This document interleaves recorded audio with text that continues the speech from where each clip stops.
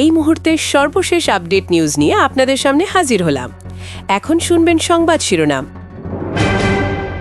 মামুনুল হকের জাদুতে কপাল পুড়ল তারেক সরকারের।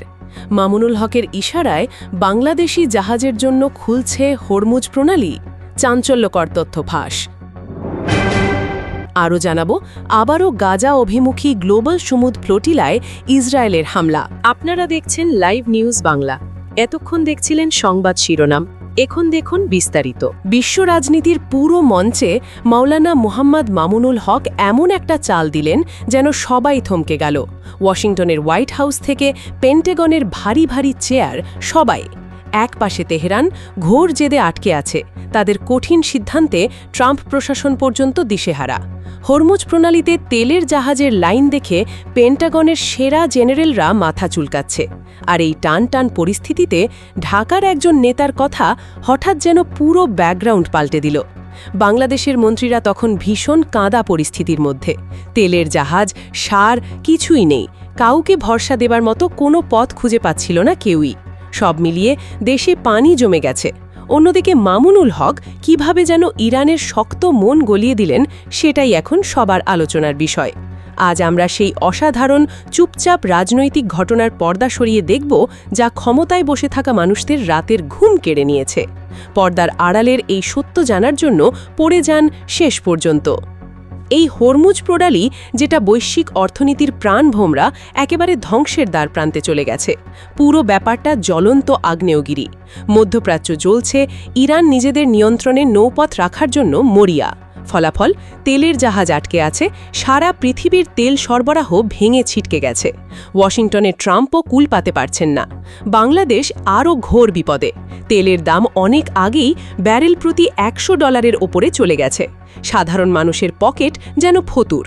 মধ্যবিত্তদের অবস্থা আরও খারাপ। চাল, ডাল, নুন সব কিছুর দাম আর নিয়ন্ত্রণে নেই। লোকেরা অপেক্ষা করছে কবে এই তেল সংকট শেষ হবে।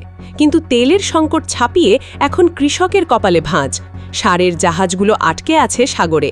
জয়যাত্রা নামের গুরুত্বপূর্ণ সেই জাহাজটিকে যখন ইরানের রেভলিউশনারি গার্ড মাঝপথে আটকে দিল, বাংলার চাষিদের যেন মাথায় বাজ পড়ল। সার ছাড়া চাষ অসম্ভব। চাষ না হলে দেশ জুড়ে দুর্ভিক্ষের ছায়া।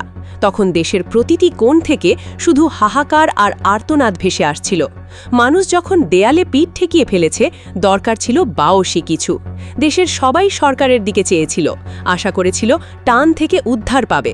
কিন্তু বিপরীতে তারা পেল নিরাশা আর ব্যর্থতার গল্প। তারেক রহমানের নেতৃত্বে চলা বর্তমান বিএনপি সরকার সব মিলিয়ে একেবারে তালগোল খেয়ে ফেলল। উচ্চপদস্থ কর্মকর্তারা শুধু বড় বড় কক্ষে ফাঁকা কথার ফুলঝুরি তুলল।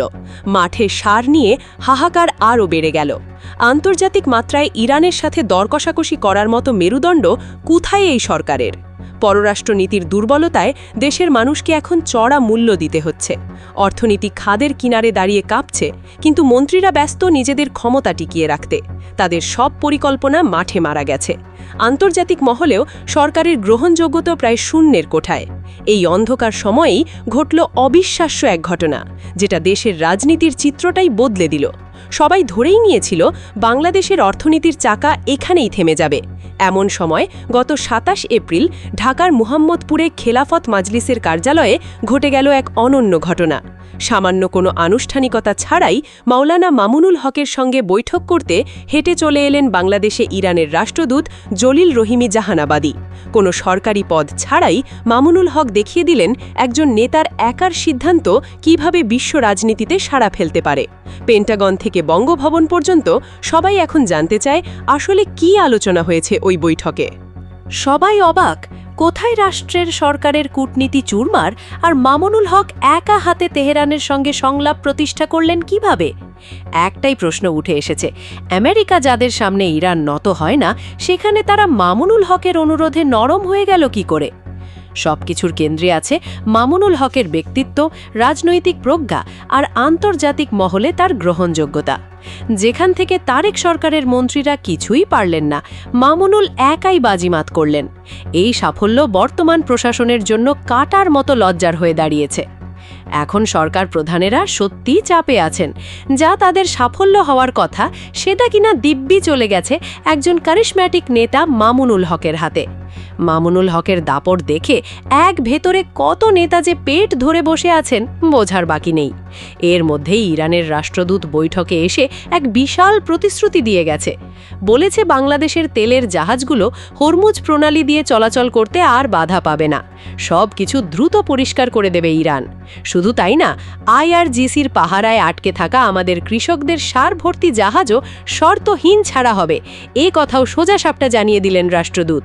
এই খবর গ্রামের কৃষকদের কানে যাবা মাত্র যেন অন্যরকম আনন্দ ছড়িয়ে পড়ল। কেউ ভাবেনি এবার এমন একটা খবর শুনবে। যাদের জীবনে কেবল হতাশা, তাদের কাছে এটা যেন হাতে নাতে পাওয়া একটা চমক।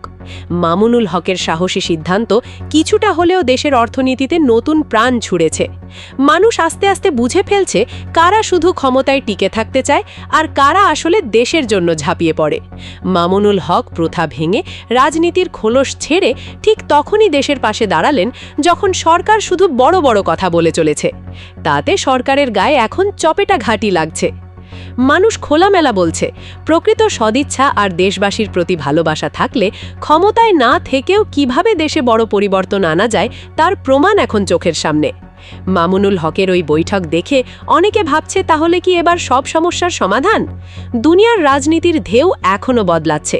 ইরানি রাষ্ট্রদূত যতই প্রতিশ্রুতি দিন, সেটা কাজে কতদূর হয় সেটাই এখন সবার নজরে। ইরান যুক্তরাষ্ট্র সম্পর্ক তো আগের চাইতেও বাজে। মোদ্দা কথা, পরিস্থিতি যদি নতুন বিপদ ডাকে সেটা কেউ অবাক হবে না। আমেরিকা কি চুপচাপ থাকবেন, নাকি আবারও আমাদের ওপর চাপ দেবে? আমরা জানি না, উত্তরটা সামনে ধরা পড়বে। কিন্তু বাইরের চাপের চেয়েও দেশের ভেতরের আলোচনা বেশি দানা বেঁধেছে এখন। তারেক সরকারের মন্ত্রীরা নিজেদের ব্যর্থতা ঢাকতেই ব্যস্ত। নানা মহলে জোর গুঞ্জন সরকার মামলা মোকদ্দমায় ষড়যন্ত্রে নেমে পড়বে নাকি। সাধারণ মানুষের ভয় একটাই, আবার যেন হিংসার বশে তেলের জাহাজ বা সারের চালান আটকা না পড়ে। ক্ষমতার অহংকার যদি দেশের স্বার্থের ওপরে উঠে যায়, তার মাসুল সাধারণ মানুষই তো দেবে। সবকিছু ঠিকঠাক চললে, হরমুজ প্রণালী যদি খুলে যায়, আমাদের সার তেলের জাহাজ যদি সত্যিই সগৌরবে বন্দরে ভিড়ে, এটা হবে স্বাধীন বাংলাদেশের ইতিহাসে এক অনন্য জয়। রাজনীতির পুরনো সমীকরণ সব দুফুটো হয়ে যাবে। মানুষ এখন জানে, রাজনীতি মানেই স্রেফ বক্তৃতা আর গদি আঁকড়ে বসে থাকা নয়। সত্যি রাজনীতি হলো সংকটে মানুষের পাশে দাঁড়ানো।